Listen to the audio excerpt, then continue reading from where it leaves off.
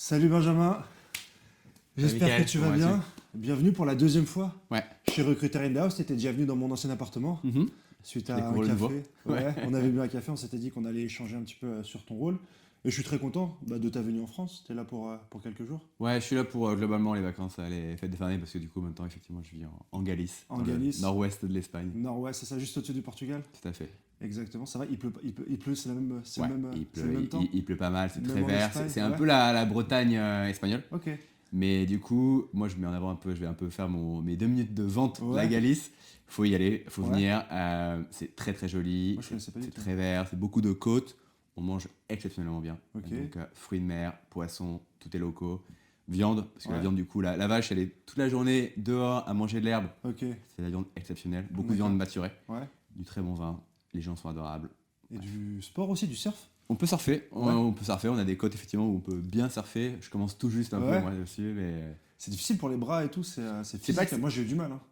en fait, pour moi, le surf, c'est surtout technique. Ouais. Et donc, du coup, c'est pas tant physique. Alors, c'est bien sûr Quand t'as physique pas un la peu. technique, je pense que Mais ça ouais. devient physique. Ouais. Et après, il faut savoir lire un peu assez Ouais. rapidement les vagues. Et en fait, ça c'est pareil. C'est la prochaine étape. Ouais. Je commence à monter un peu sur la planche, avoir des sensations qui sont cool. Mais la prochaine étape, c'est savoir me dire, ok, cette vague-là, je reste, j'attends. La prochaine, je la prends. Ok. Ça, je sais pas encore. Ouais, c'est l'observation. Moi, Ouais. je me souviens que remonter déjà le courant avec les bras, c'était impossible. Mais on m'a Ouais. dit que quand les vagues venaient, ça poussait un contre-courant. En fait, ce qu'il faut, c'est que tu arrives à trouver l'endroit, je sais plus comment ça s'appelle exactement, mais l'endroit où tu peux t'insérer Ouais. et où du coup, justement, il n'y a pas trop de courant et où tu peux remonter en fait. Parce qu'évidemment, si tu te mets en plein courant, autant te dire que là, Ouais. ça va être très sportif. C'est problématique. Ouais. Donc, t'es quelqu'un qui fait du recrutement donc, depuis l'étranger, mais t'étais connu pour ça. Déjà, avant, t'étais Ouais. aux îles Canaries. J'ai trouvé ça intéressant de faire une interview avec toi un peu plus poussée que la première qu'on a vue, on avait échangé. Parce que tu as connu un peu tous les mouvements, toute l'évolution du recrutement depuis quelques années, quand ça a explosé, mais aussi quand aujourd'hui c'est un peu ralenti, Ouais. c'est un peu freiné. Et déjà, avant d'aborder tous ces sujets-là, est-ce que déjà en 2-3 minutes tu peux te présenter ton parcours dans le recrutement, pourquoi le recrutement Ouais, avec plaisir. ça peut être cool. Écoute, bon, sans en raconter trop, mais globalement, moi, c'est souvent une question que je pose aux recruteurs. Ouais. Comment vous êtes tombé dans le recrutement? Et j'ai plusieurs réponses, mais la réponse qui revient quand même souvent, c'est un peu par hasard. Ouais. Et je vais te répondre la même chose. Beaucoup, ouais. Je vais te répondre la même chose. C'est qu'en fait, moi, j'ai fait du droit donc à la fac jusqu'au Master 1. Pour être très transparent, j'étais pas le meilleur du monde. Et du coup, c'est compliqué pour moi d'intégrer un bon Master 2, parce qu'en fait, c'est à ce moment-là que la sélection se fait en, fait, Ouais, c'est ça. en droit. Tu peux rentrer comme tu veux en. Ouais. Ouais, jusqu'au M1, globalement, tu peux valider des années, ric-rac, ça va. Pour intégrer après un bon M2, c'est très compliqué. D'accord. Et donc, du coup, ce que j'ai fait mon M2 en fait, dans une école de commerce, avec une spé en droit des affaires, fiscal, etc. Et là, c'était la dernière année, je me suis dit, en fait, mais pourquoi j'ai continué, en fait? Et là, du coup, le stress un petit peu de trouver un peu son stage de fin d'études, où tous les collègues camarades de ma promo vont en droit, Ouais. finalement, vont faire des stages en jury d'entreprise, en cabinet d'avocat, etc. Et moi, je suis en mode, là, qu'est-ce que je fais de ma vie, quoi? C'est pas ce que je veux, c'est pas. Voilà. Ouais. Alors, autant j'ai bien profité de ma dernière année parce que j'étais à Bordeaux, j'ai fait de la teuf, Ouais. c'était très cool, mais autant là, ok, maintenant qu'est-ce Bon, que je fais, quoi? Qu'est-ce que je fais de ma vie Et l'avantage par contre de l'école de commerce, de cette année en école de commerce, c'est qu'on avait du coup des rencontres avec des professionnels et j'ai rencontré une DRH qui nous faisait son fameux cours comment faire son CV, sa lettre de motivation, Ouais. se présenter en entretien. Et en fait, on a bien sympathisé et moi je lui expliquais un peu cash, moi je suis perdu quoi, qu'est-ce que je fais? Et un peu par hasard, elle m'a dit pourquoi tu ne tenterais pas le recrutement? Franchement, je lui ai dit, bon, écoute, franchement, vas-y, tu m'as donné une idée, ouais. j'y vais quoi. Je vais développer le. Et du coup, j'ai cherché à Bordeaux à l'époque donc un stage. Et j'avais trouvé à l'époque un cabinet de chasse de tête. Ils aimaient beaucoup le mot chasse de tête parce que je vais un peu détailler, mais Ouais, c'était ça. c'était ça à l'époque. Et en fait, c'était la chasse de tête dans les métiers du BTP. Donc, on travaillait beaucoup pour des entreprises régionales, donc autour de Bordeaux. Et l'idée, c'était de chercher des ingénieurs souvent dans le BTP, donc que ce soit charpente métallique, calcul, bref, conduction de travaux, etc. Et ce qui était hyper intéressant dans ce stage, ça a été hyper formateur, c'est qu'en fait, interdiction d'utiliser LinkedIn. LinkedIn commençait, donc c'était en 2014. Ouais, Viadeo, LinkedIn. Ouais, on avait Viadeo encore qui marchait un peu en France, mais interdiction d'utiliser Viadeo, interdiction d'utiliser LinkedIn, interdiction d'utiliser CVTech. On devait faire de la chasse de tête Au dans téléphone. au Ok. téléphone. Donc Des scénarios. on avait nos box, chaque stagiaire, parce que c'était un cabinet qui tournait Ouais. beaucoup avec beaucoup de stagiaires. À l'époque, il n'y avait pas la règle d'avoir un stagiaire pour Ok, 3 ouais, salariés, c'est ça, c'était ouais. trois associés et la boîte tournait qu'avec des stagiaires. Armée de stagiaires, ouais. Voilà. Ouais, j'ai connu aussi. Et du coup, drôle parce qu'effectivement, voilà, scénario. Donc, tu appelles effectivement l'entreprise, tu tombes au standard. Bonjour, je suis le jeune étudiant qui, du coup, va faire organiser un forum et qui a besoin des prénoms et noms de vos ingénieurs pour leur envoyer un faire-part d'invitation. Ok, d'accord. Et C'était ça la après- stratégie, ouais. ouais. Ok.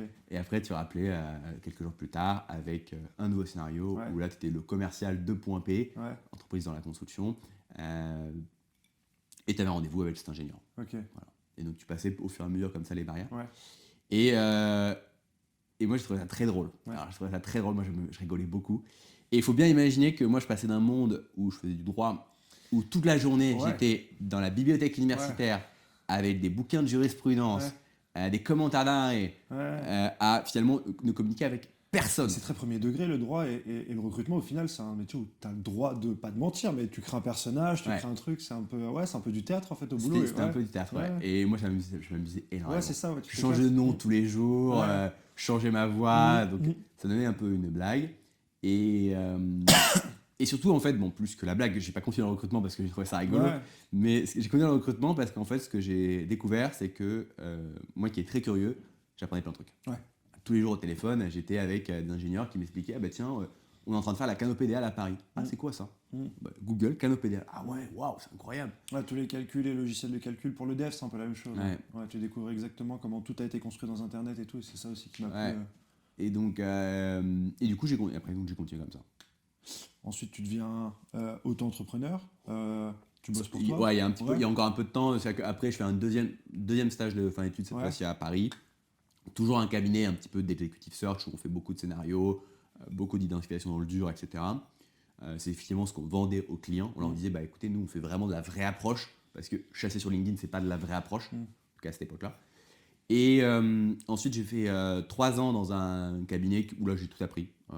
Donc le métier vraiment de ce qu'on appelle le consultant en recrutement, le recruteur 360 degrés, où Trouve un globalement, client, trouve un candidat. Ouais. ça, on t'apprend à vraiment tout. Donc tu démarres, tu fais juste du sourcing, donc tu fais juste trouver les candidats, préqualifier les candidats. Après, tu passes sur un rôle un peu de consultant où tu fais de la production de mission. Donc on te donne les clients, tu fais toi le brief et tu fais toute la mission, de la production jusqu'au closing. Et après, on te dit, bah écoute, prends vraiment ton rôle à 300%, à 360, où là, tu fais aussi la prospection. Et là, c'était une super expérience. Donc, il faut bien imaginer que moi, je suis pas du tout parisien, je viens de Limoges. Ok. Après, j'ai déménagé du coup à Bordeaux pour faire cette année d'école de commerce. Et après, je suis monté à Paris. Et moi, ce qui m'a éclaté à Paris, c'est toutes les conférences qu'il y avait, quoi. Ouais. Avoir accès, en tout cas, à un réseau. En fait, construire son réseau. Ouais. Et je pense que c'est ce qui m'a après beaucoup servi pour me lancer indépendant. Ouais. Parce que du coup, pendant ces 3 ans où j'ai appris ce métier de consultant en recrutement, j'ai clairement beaucoup bossé. Et bah, par exemple, entre midi et deux, à l'époque, j'allais chez The Family, à assister à une conférence sur, je sais pas, le gros hacking. Et tout ce que je comprenais pas, j'y allais. Et en fait, ça permet du coup déjà de rencontrer des gens en fait, sur place. Quand tu es après en call avec des prospects, tu peux rebondir. Ah bah tiens, c'est drôle, je suis allé à une conférence sur ce sujet-là il y a 2 jours, c'était hyper intéressant, j'ai appris ça. J'ai rencontré lui. J'ai rencontré lui, etc. Au début, on était dans un espace de coworking qui était le Party Checker. Il y avait pas mal de monde qui venait, donc tu rencontres des gens, etc. Et donc, du coup, effectivement, ça a été beaucoup plus simple après quand je me suis lancé indépendant. Ouais. Et donc, effectivement, je suis indépendant maintenant depuis 4 ans. Depuis 4 ans, Ouais. ça a bien marché, tu es très connu. Enfin, les gens Ouais. dans le monde du recrutement te connaissent. On sait que tu es le recruteur de recruteurs. Ouais. Je sais pas s'il y en a des trucs qui font le métier, mais en tout cas, le nom qui sort le plus rapidement, c'est quand même le tien. Comment tu as vu l'évolution du métier de recruteur, cette explosion où toutes les boîtes ont décidé d'avoir des recruteurs en interne et plus d'utiliser des cabinets de recrutement, en tout cas moins des cabinets de recrutement et des SS2I. Comment tu as connu ça comment tu analyses un peu cette... Ouais. En fait, des recruteurs en interne, il y en a tout le temps eu. Mais alors, ce que j'ai pas précisé, c'est que moi, je travaille vraiment avec un micro-écosystème qui est les startups et les scale-up. Faut pas oublier qu'il n'y a pas que ça, en fait. Hein. Ouais, c'est vrai. On oublie souvent quand même qu'on est à Paris, on vit un peu dans notre bulle. Depuis que j'en suis sorti, parce que du coup, je vis en Espagne depuis 2 ans, je me suis bien rendu compte que j'étais quand même dans une sacrée bulle. Hein. Il n'y a pas que ça dans la vie. Il n'y a pas que des gens qui bossent devant leur ordinateur. Je caricature la chose, mais voilà, faut pas oublier c'est important de le dire. Il y a d'autres métiers. Et donc, en fait, le métier de recruteur, il existait déjà depuis très longtemps. Et il était déjà présent en interne. Je veux dire, dans des cabinets de conseil, des ESN, il y avait déjà des recruteurs. Ouais. Tu allais chez BNP Paribas, tu avais des recruteurs. Ouais. Par contre, ce qui a changé, c'est comment le métier s'est professionnalisé. Parce qu'en effet, ce qui se passait, c'est que par contre, le recruteur qui, par exemple, travaillait chez BNP, là où il était très bon, c'est qu'effectivement, il connaissait l'entreprise, il connaissait les hiring managers, mais en fait, il avait surtout un rôle de coordinateur. Parce qu'effectivement, il passait par des cabinets de recrutement qui allaient soumettre les CV à ces personnes-là quand les candidatures annonces ne fonctionnaient pas. Et après, ce recruteur en interne, effectivement, allait s'occuper de tout coordonner. S'assurer que l'expérience candidate elle est bonne, s'assurer que les meetings sont bien organisés, que les boucles de débrief sont organisées, etc., etc.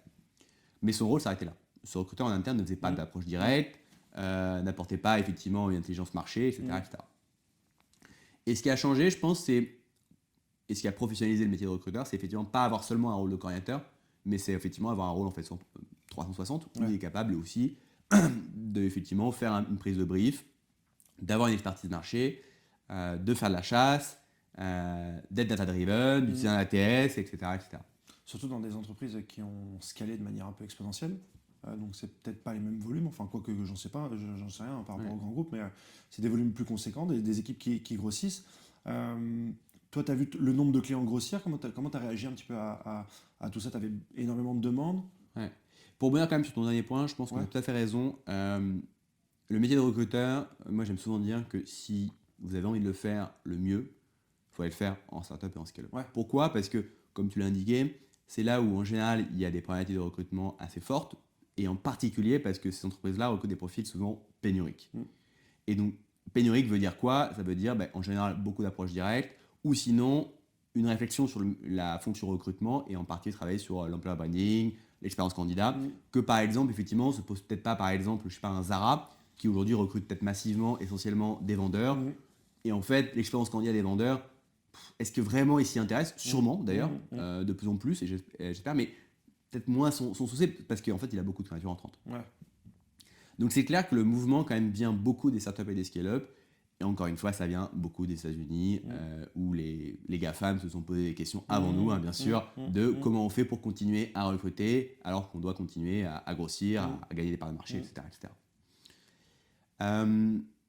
Après, pour du coup répondre à ta seconde question, c'est vrai que ce qui est intéressant, c'est que quand je me suis lancé il y a 4 ans, j'étais globalement l'un des premiers. Alors aujourd'hui, je suis clairement pas le seul à recruter des recruteurs, et c'est tant mieux qu'on a grandi, parce que je pense qu'il y a clairement de la place sur le marché. Pour tout le monde, il y a la place pour tout le monde.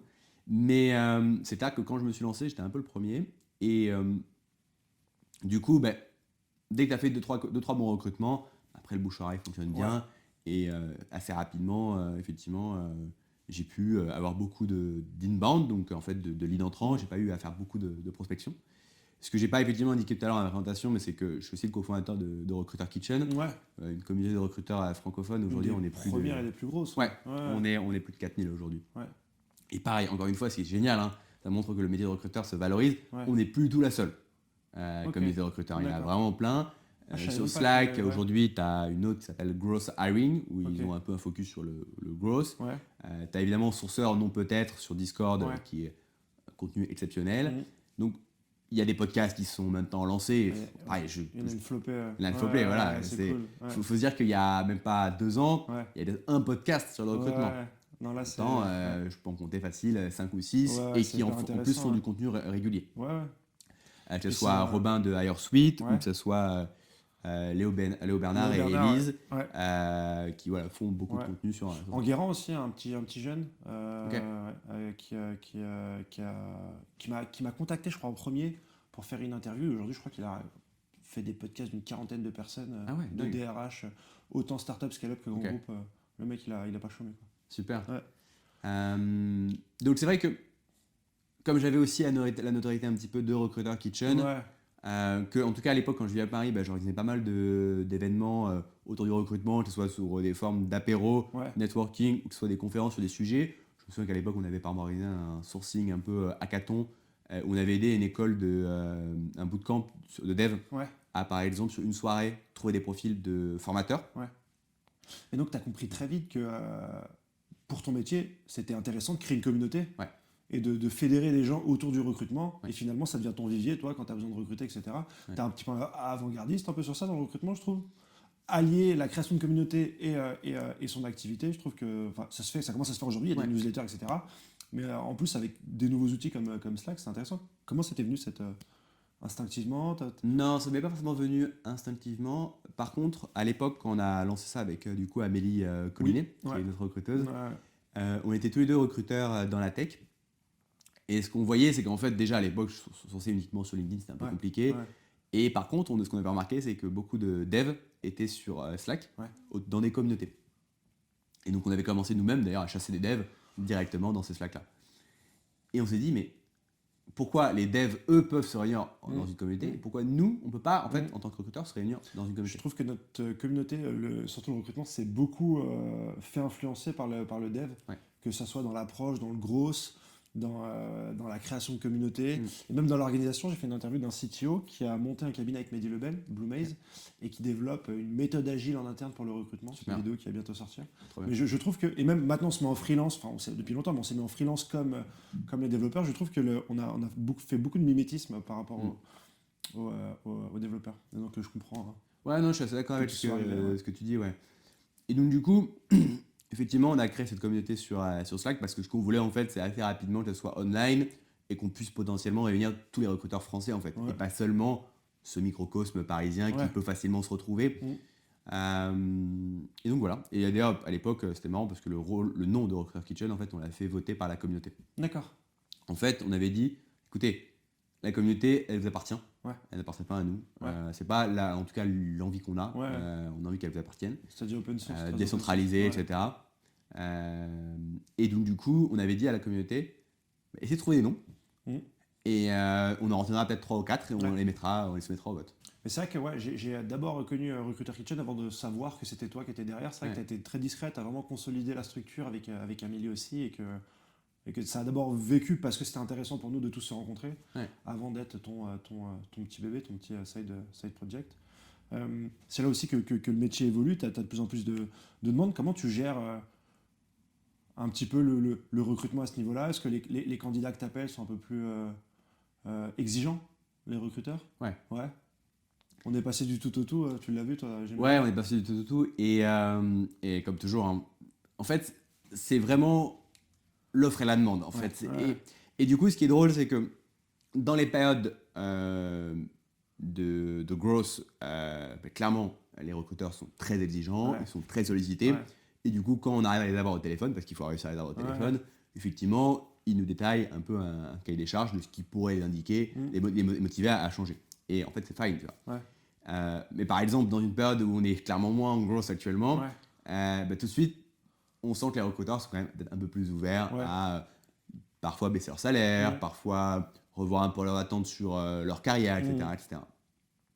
C'est vrai qu'aujourd'hui, malheureusement, le métier de recruteur, en tout cas en start-up et en scale-up, encore une fois, il faut bien recentrer sur ça, ce que moi je connais, c'est que c'est un métier qui en fait dépend beaucoup de la croissance de ces entreprises-là. Donc quand on est en croissance, du coup, on cherche à recruter, donc il faut construire des équipes de recrutement, faut les faire grandir pour consolider tout ça. Par contre, quand on a moins de recrutement, voire qu'on envisage même des plans de licenciement économique, ce qui commence à arriver là dans la tech française, les recruteurs sont les premiers à partir. Donc ça, c'est vrai que c'est quand même dur. Hein. Je veux dire, moi là, ça fait du coup 4 ans que je fais ça. C'est la deuxième fois que je connais ça, parce que le Covid... Ça avait déjà, déjà dans le Covid, il y avait déjà eu des licenciements. Alors, il n'y a pas eu le mot licenciement économique, mais par contre, il y avait les fameuses fausses ruptures conventionnelles. Donc en gros, on te dit, bon, écoute, tu comprends bien que là, faut que tu partes, quoi. On va pas te licencier, mais signe une rupture, quoi, s'il te plaît. Mais déjà, à l'époque, il y avait quand même l'État avec le chômage partiel qui avait amorti un petit peu la crise du moment et la crise du Covid. Là, ce ne sera pas le même. Non, ce sera pas la même chose. Ce sera pas la même chose. Donc, ça va être plus brutal. C'est quoi ta vision toi, pour la suite du marché? Il y en a qui parlent d'un blocage tout 2023, il y en a qui parlent peut-être d'une relance début Q2. Enfin, t'es pas un expert, je sais, mais par rapport à ce que tu as entendu, sans ton intuition. Clairement, j'ai pas de boule de cristal. Hein. Ce qu'il faut, je pense, et ce qui est important, c'est rester connecté avec le monde. Donc, on n'avait pas prévu une guerre en Ukraine, on n'avait pas prévu, alors certains l'avaient prévu, mais qu'on allait se retrouver dans une inflation hyper importante. Donc en fait, si on veut continuer à travailler dans la tech, dans les startups et les scale-up, ce qui est important, c'est de regarder la macro-économie, Ouais. savoir comment elle va. En fait. Ouais. Si les signaux sont bons, évidemment qu'on va être les premiers, encore Ouais. une fois, à repartir, par contre. Ouais. Et on sera les premiers de très loin à repartir. Ouais. Mais moi, j'ai des candidats aujourd'hui au téléphone. Si vraiment ils se sont fait malheureusement licencier, rupture de période d'essai, fausse rupture conventionnelle, Ouais. et qui sont là aujourd'hui dispo, bah, évidemment, pour eux, il faut potentiellement trouver quelque chose parce qu'ils ne Ouais. peuvent pas attendre peut-être 3-4 mois Ouais. sans salaire. Mm. Par contre, si j'ai quelqu'un au téléphone aujourd'hui qui me dit écoute, moi j'ai la chance de ne pas être dans cette situation-là. Par contre, l'année prochaine, on n'a pas de plan de recrutement. Ouais. Là, j'ai une approche qui est un peu plus mitigée. C'est-à-dire que je peux, si vraiment je sens que la personne a quand même cette envie de bouger et qu'à ce moment-là, j'ai quelques opportunités, bah, je lui en parle. Ouais. Après, si je sens qu'en fait, il n'a pas les bons drivers pour vraiment bouger, Ouais. je dis écoute, franchement, si tu as la chance encore d'avoir un poste là, Reste. reste. Ouais. Et pendant ce temps-là, déjà repose-toi. Ouais. Parce qu'il ne faut ça. pas oublier que le métier de recruteur, C'est- dans les contextes de growth, Ouais. c'est intense. Infernal. Ouais, c'est très intense. C'est beaucoup Ouais. d'interviews, Ouais. c'est beaucoup de pression, Ouais. c'est beaucoup de ok, on en est où avec les chiffres, comment on avance sur le quarter, etc. Reposez-vous. Mm.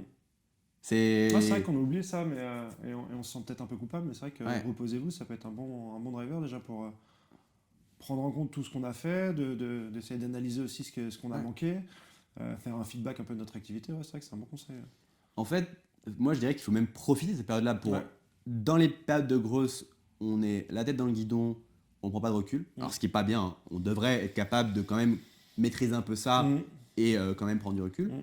Mais là maintenant qu'on est dans des périodes un peu de freeze, de ralentissement, bah, profitons de ce temps libre déjà pour se reposer et effectivement travailler sur des projets transverses, reprendre du recul sur son activité de l'année, se dire ok, sur quel type de recrutement ça a bien fonctionné, sur quel autre type de recrutement ça a mal fonctionné, pourquoi ça a mal fonctionné, qu'est-ce qu'on peut améliorer, est-ce qu'à l'époque par exemple ça a mal fonctionné parce qu'on n'avait pas assez de candidats, donc du coup est-ce qu'on ne peut pas travailler par exemple sur un projet sur la marque employeur maintenant pour si demain, dans 6 mois on relance un poste similaire, peut-être avoir plus de candidatures entrantes. Ouais.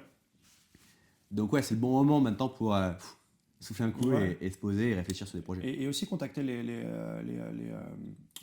réseau. Ouais. Moi, j'ai échangé avec Ariles qui est chez Doctolib, j'ai échangé aussi avec Laura, on en parlait tout à l'heure de chez Miracle, pour essayer de savoir voilà, comment est-ce que tu analyses un peu cette situation, sur quel projet tu vas travailler, comment vous en sortez. C'est vrai qu'on a la chance d'avoir une communauté qui communique pas mal quand ça va bien, mais aussi quand ça va un peu moins bien et que les recrutements ralentissent. Il ne faut pas hésiter à aller voir les autres pour prendre des inputs, prendre des retours d'expérience, leur proposer aussi mes projets. Moi, j'ai parlé de mes projets beaucoup. Voilà, je propose ça, qu'est-ce que tu en penses, etc. Avec pas mal des gens de la communauté. C'est cool d'avoir cette chance-là. C'est un super conseil. Ouais. Et je trouve qu'on a justement, comme tu dis, une communauté qui est vraiment bienveillante. Moi, je me souviens qu'à l'époque, en cabinet, en fait, on nous disait mais non, ne parle pas avec la concurrence, Ouais, c'est mal. Tu vas donner tu vas- Et ça c'est toujours quelque chose qui m'a beaucoup énervé parce que je suis quelqu'un qui aime bien partager, échanger. Et voilà. Mais sur les recruteurs internes, franchement, vous n'allez pas. Au contraire, c'est vraiment le bon timing pour se parler, se dire ok, par exemple, des recruteurs qui pourraient par exemple utiliser le même ATS, c'est le bon moment de se parler, de se dire bah, tiens, c'est quoi tes best practices sur Lever, sur Team Taylor, sur Greenhouse. Nous, on fait ça, pourquoi toi tu fais ça, qu'est-ce qu'on peut améliorer. Franchement, il y a plein de trucs à faire maintenant. Mais avant tout, souffler un coup et reprendre. Ouais. Souffler un peu, ouais. C'est une excellente remarque. En regardant aussi la crise, est-ce que, vu l'évolution du métier de recruteur, est-ce que ça fait pas aussi du bien d'avoir une crise pour que les gens se calment un peu peut-être sur leur salaire, sur leurs prétentions? Est-ce que c'était pas devenu des divas quelque part, les recruteurs, face à cette émergence peut-être de boulot, de métier, d'opportunités? C'est devenu un métier central dans le gros, dans les entreprises scalables. Est-ce que ça peut remettre aussi un petit peu les pendules à l'heure? Qu'est-ce que tu en penses, toi, de ça? Alors là, ça remet clairement les pendules à l'heure. Ouais. Ça remet clairement les pendules à l'heure. Parce que tu vois, je suis avec des candidats aujourd'hui qui ont eu l'occasion de prendre un job début 2022, quand c'était encore à la folie. Ouais.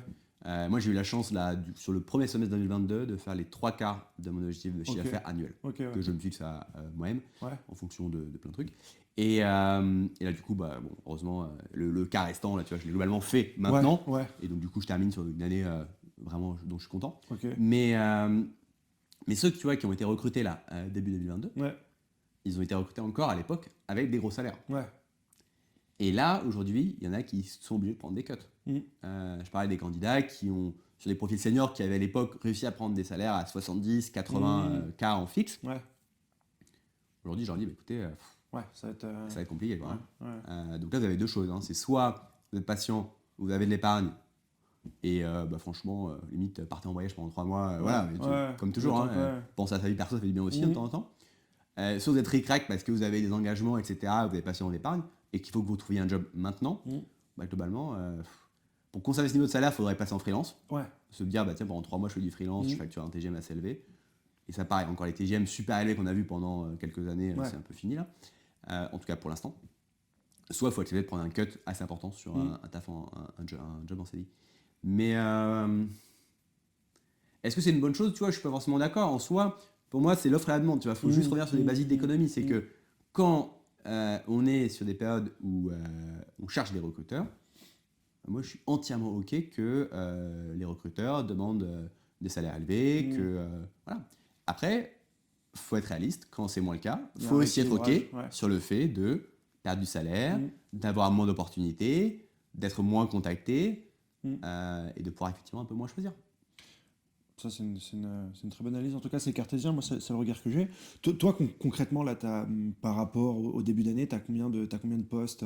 T'as moins 50%, moins Ouais, 95%, moins ouais. 70%? Là, on pourrait parler presque de chiffres de la crypto-monnaie. Là. Ouais. Mais non, effectivement, tu vois, autant de janvier, je pense, jusqu'à globalement mai, je pouvais facilement jouer sur une quinzaine de postes. Ouais. Autant là, tu vois, moi, je suis hyper transparent, mais j'en ai 3. Ok. 3 chaque. Sur lesquels j'ai quand même pas mal d'exclusivité avec les clients, et donc on travaille vraiment bien. Donc, tu vois, au final, moi, pour moi, 3 postes, vu que je suis tout seul, si je les close, je suis bien. Hein. Ouais. Ça me fait, ça me fait mon quarter. Tu restes un indicateur, même sans le vouloir, de la réalité du marché, en fait. Donc c'est ça, oui, moi je pense que tu t'en sortiras et que de toute façon tu as très bien réussi ton année. Mais si toi, Benjamin Jean, tu as 3 postes, c'est que ça quand même envoie, c'est un signal quand même sur le marché que c'est un peu tendu en ce moment, quoi. Ouais, non, c'est un peu tendu, ouais. Il y a des histoires vraiment pas. C'est compliqué, hein, tu sais. Je parle des recruteurs qui, par exemple, pendant justement la fiesta là, de début 2022, avaient pris un nouveau taf, avaient pris un gros salaire, avaient eu du full remote, avaient du coup déménagé de Paris, se retrouvent clairement loin de Paris, donc on parle de choses type Normandie, sud-est de la France, ou des choses comme ça. Et alors là, je sais pas si c'est encore le contexte un peu de la tech américaine qui dit on retourne au bureau. Je vois quand même là, j'entends quand même moins maintenant des clients qui me disent on est OK pour le full remote. Il fait quoi le recruteur là qui est en Normandie? Qui a peut-être fait un crédit, qui a peut-être l'achat d'une maison derrière. Donc là c'est un contexte qui est un peu compliqué. Après, moi je suis pareil, je suis très. On va pas rester comme ça pendant 3-4 ans. Hein, non, mais je pense pas non plus, j'espère que c'est juste un contexte de 6 mois, quoi. Tu penses 6 mois, 1 an? Je pense pas plus d'un an. Ok. Oui, déjà, je pense que la crise du Covid, on a quand même réussi à s'en sortir avec un gros jump en sortie. Donc là, forcément, on va en fait, pour moi, bon, après, pareil, je suis pas du tout économiste, mais c'est le sujet qui m'intéresse. Je veux ton point de vue de recruteur. Mais je pense qu'il y a 2 indicateurs qu'un recruteur peut par exemple suivre. C'est demain, si les grosses boîtes tech américaines sortent des bons résultats. Donc dès qu'un Salesforce va sortir des très bons résultats, a priori, ça va commencer à remonter. D'accord. Et l'inflation américaine. Quand l'inflation américaine va commencer à bien baisser, ce qui est déjà le cas, on peut se dire, bon voilà. Mais, c'est le début de sortie de tunnel, quoi. Et tu vois, ce qui est drôle sur les jobs de recruteurs que j'ai actuellement, donc j'ai plus aucun job en scale-up. Ce qui était le contraire du coup en début 2022, où quasi l'exclusivité de mes jobs était en scale-up. Donc déjà des clients avec lesquels j'avais déjà bien travaillé, avec lesquels on avait déjà recruté 1, 2, 3, 4 personnes. Donc on se connaissait et du coup c'était juste un recruteur supplémentaire qu'on va ajouter, ou parfois un manager, un directeur pour un peu structurer. Là par contre c'est tout complètement le contraire, je n'ai que des postes en startup, early stage, où ils cherchent leur premier recruteur. Ça marche bien là, les early stage? Ça marche bien encore, pourquoi? Parce que c'est des petites levées. C'est des petites levées déjà, et les fonds sont beaucoup moins exigeants sur la rentabilité. Là, le sujet, c'est que les fonds vont prêter moins à des scale-up parce qu'en fait, là, elles veulent vraiment vérifier que on n'est pas sur du vent. Il y a des revenus récurrents, que le product market fit est bien trouvé, que c'est difficile de trouver ta boussole quand tu fais des levées de fonds. Au final, tu sors plein de produits, ça fonctionne pas encore, mais tu grossis, donc on te donne des levées de fonds et au final, tous les indicateurs économiques qui d'habitude nous font comprendre qu'une boîte fonctionne ou pas, là, c'était un peu tronqué avec les levées de fonds. Et c'est peut-être important aussi de revenir sur la base du capitalisme, c'est que faut faire de l'argent.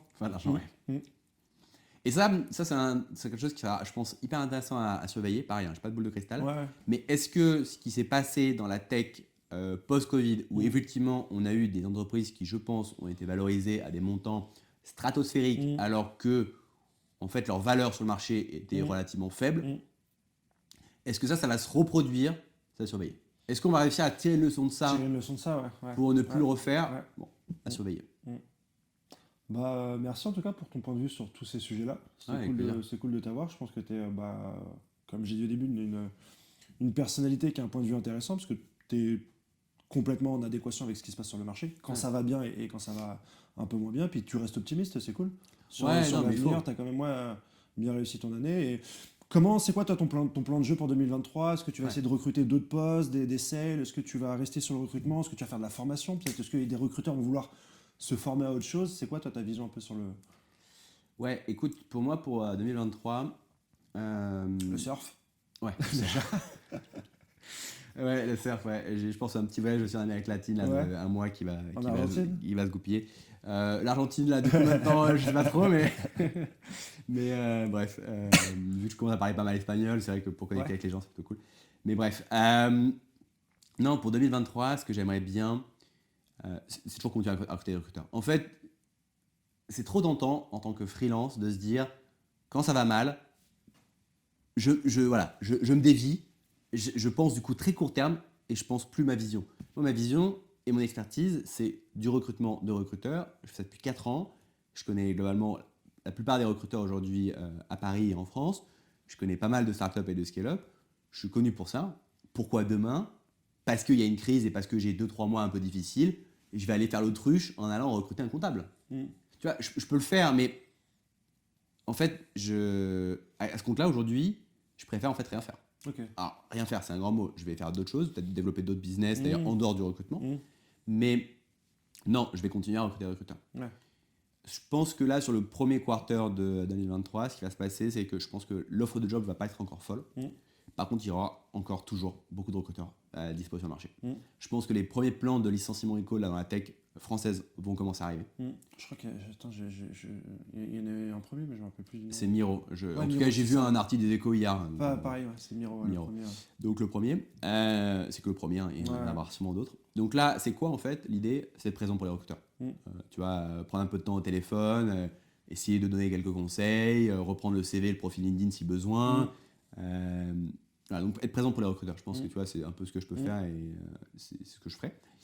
Et je pense qu'effectivement, ce que je te disais un peu en introduction tout à l'heure quand je suis arrivé, mais j'ai beaucoup travaillé pour la startup et les scale-up. C'est effectivement mon expertise. Là où par contre je vais effectivement peut-être faire un peu plus l'autruche, c'est diversifier mes clients. Ok. Donc effectivement, aller peut-être travailler plus sur des grands groupes qui cherchent encore des recruteurs. Ok. Donc ouais. Je pense en partie un peu à ma target pour 2023. Ouais, c'est ce qui fait. Élargir. On en revient à ce que tu disais au début. Comme tu es en Galice et que tu es un peu sorti de l'écosystème startup, etc., je pense que tu es une des personnalités qui panique peut-être le moins, qui voit ça avec du recul et qui se dit c'est qu'un moment à passer. Ouais, et forcément, il y aura une éclaircie. Ouais. Attention, moi j'ai la chance de. Alors, je suis touché parce que, évidemment, j'ai moins de business. Après, je suis freelance depuis 4 ans, donc globalement, je fais attention à avoir quand même suffisamment de trésorerie, je ne brûle pas trop, etc. Donc, je sais que j'ai largement 6 mois devant moi, tu vois. Ouais. Et puis, tu as fait une excellente année. J'ai fait une très bonne année, là, 2022, donc, tu vois, donc ça va. Mais c'est ça, donc ça aide, effectivement. Okay. Donc, ça me permet de moi d'être un peu confort sur mon business. Et je suis pas, en fait, voilà, directement impacté. Par contre, c'est vrai que c'est dur. C'est-à-dire que depuis 2 mois, je suis au téléphone avec des recruteurs qui sont dans des situations désastreuses, quoi. Et c'est vrai que forcément, toi, par contre, ça t'impacte personnellement. C'est-à-dire que dans ta journée, c'est des gens que tu connais quelque part. C'est pas la même chose si tu passes une journée où tu as plein de candidats qui ont le smile, tout se passe bien, ils sont forcément en recherche, donc du coup, il faut les convaincre, etc. Que tomber sur une journée où tu enchaînes 5 calls, où tout le monde te dit, bah écoute, je me suis fait virer, ça va pas, je suis paniqué. Donc, tu es là pour assurer, mais à la fin de la journée, toi, tu t'es quand même pris 5 calls où les gens. 5 personnes. Donc, pour 2023, premier quarter, je pense, focus à parler à des recruteurs parce que la réalité, c'est qu'il va y avoir, je pense, de nouveaux disponibles sur le marché. Développer un peu d'autres clients et effectivement plutôt des grands groupes. Être assez réaliste sur mon année 2023 qui va être, je pense, moins belle que 2022. Donc, ne pas me fixer un objectif qui serait inatteignable et être frustré fin 2023. De la formation, je n'ai pas forcément envie d'en faire, mais ça pourrait être, tu vois, un levier Mm. en vrai intéressant. J'avais réfléchi à un moment, tu vois, lancer un peu un bootcamp pour devenir recruteur freelance. Mm. Est-ce que c'est le bon timing pour devenir recruteur freelance? Pareil, Ouais, je suis pas sûr, ouais. mais en vrai, je vais avoir du temps pour travailler sur ce projet-là, un peu ce Ok. side project, donc ça va être un de mes side projects pour 2023. Et voilà, c'est déjà mal. Bah, top. Bon, en tout cas, on va te suivre avec Recruiter in the House sur cette belle année 2023. Et puis, je te remercie Ouais, d'être passé. c'était un plaisir. Passe une bonne journée. Toi aussi. Ciao. À bientôt, ciao. Bye.